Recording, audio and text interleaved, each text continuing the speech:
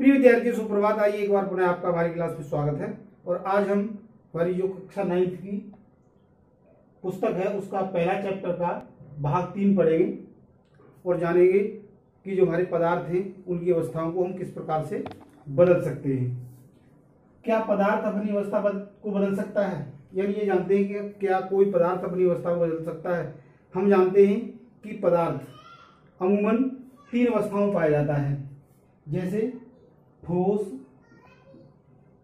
जल की बात कर रहे हैं तो ठोस जो है वह बर्फ, द्रव अर्थात जल, गैस अर्थात जलवाष्प।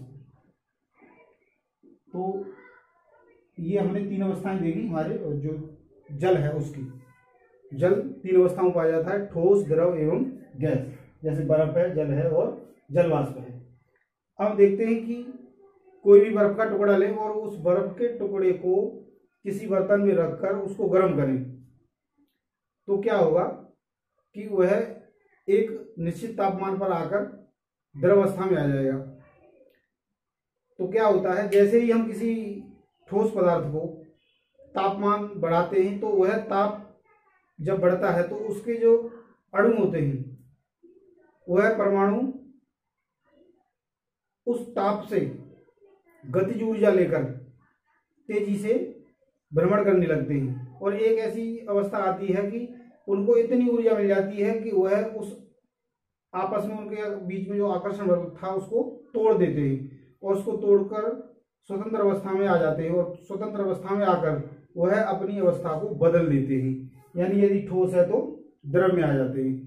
अब यहाँ पर देखने वाली बात यह है कि कई बार इस प्रकार का प्रश्न पूछे जाते हैं कि किसी बर्तन में हम एक बर्फ के टुकड़े को रखकर गर्म कर रहे हैं और गर्म करने पर वह द्रव में बदलना शुरू हो जाता है, तो क्या द्रव अवस्था से गैस अवस्था में आने तक उसका तापमान बदलेगा? नहीं बदलेगा, क्योंकि उसके लिए जो ऊष्मा हम लगातार दे रहे हैं वो है ऊष्मा उसके अवस्था परिवर्तन में खर्च हो रही है और वह ऊष्मा उसके जो कण हैं, उस पदार्थ के जो परमाणु हैं जिनके कण हैं आपस में जुड़े हुए थे उसको तोड़ने के लिए वह उसको खर्च कर रहे हैं और अपने पास रख लेते हैं। उसी को हम गुप्त ऊष्मा भी बोलते हैं। गुप्त ऊष्मा टर्म है, यानी एक ऐसी ऊष्मा जो उन पदार्थों के उस पदार्थ के कणों द्वारा अपनी अवस्था को बदलने के दौरान खर्च की गई थी और वह अपने पास रख लेते हैं। उसी को हम गुप्त ऊष्मा कहते हैं। अब हम देखते हैं गलनांक।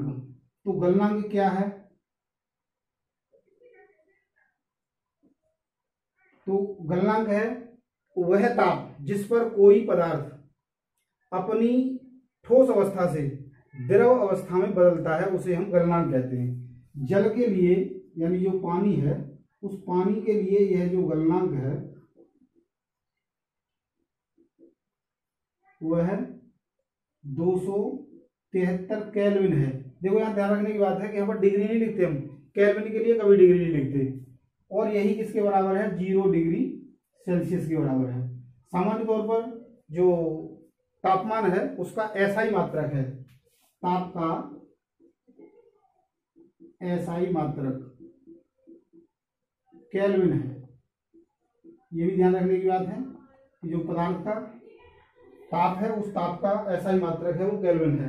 सामान्य तौर पर जो केल्विन है उसको हम 0 डिग्री सेल्सियस बराबर 273.16 केल्विन होता है, लेकिन सामान्य तौर पर हम इसको 273 ही लिखते हैं। इसका जो अपूर्णांश भाग है उसको छोड़ देते हैं। अब परिभाषा लिख सकते हैं कि कोई भी पदार्थ को उसकी अवस्था को बदलने के लिए यानी ठोस अवस्था से द्रव अवस्था में लाने के लिए जिस ताप की आवश्यकता होती है उसे ही हम उस पदार्थ का गलनांक कहते हैं। अर्थात ये अलग अलग पदार्थों के लिए अलग अलग होता है। या हम ये कहें कि किसी पदार्थ का गलनांक उस पदार्थ के अणुओं के बीच आकर्षण बल की अक्षमता को दर्शाता है। अब हम देखते हैं क्वथनांक।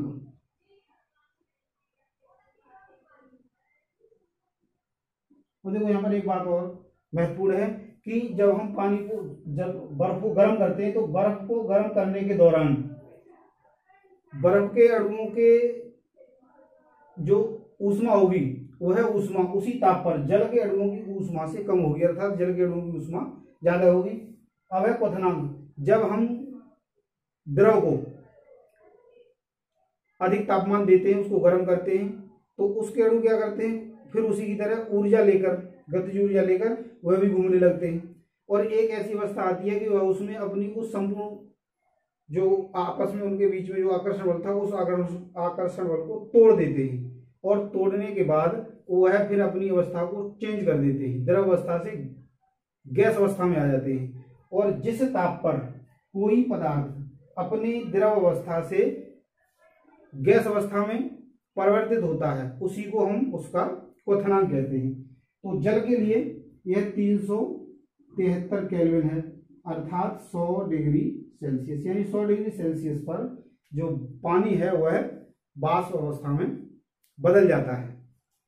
अब हम देखेंगे, एक है ऊर्ध्वपातन। ऊर्ध्वपातन यह एक बहुत ही महत्वपूर्ण बिंदु है।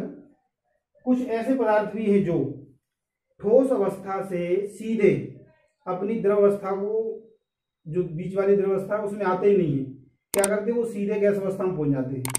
जैसे कपूर है, कपूर को जब हम टेम्परेचर देते हैं तो वो सीधे गैस अवस्था में बदलता है, द्रव अवस्था में आता है नहीं, और ऐसे ही फिर वह द्रव से ठोस अवस्था में आ जाता है। तो आज हमने हमारे पदार्थ की जो अवस्था है उसमें देखा कि पदार्थ अपनी अवस्थाओं को बदल सकता है यदि हम उसके टेम्परेचर को बढ़ाते हैं या घटाते हैं।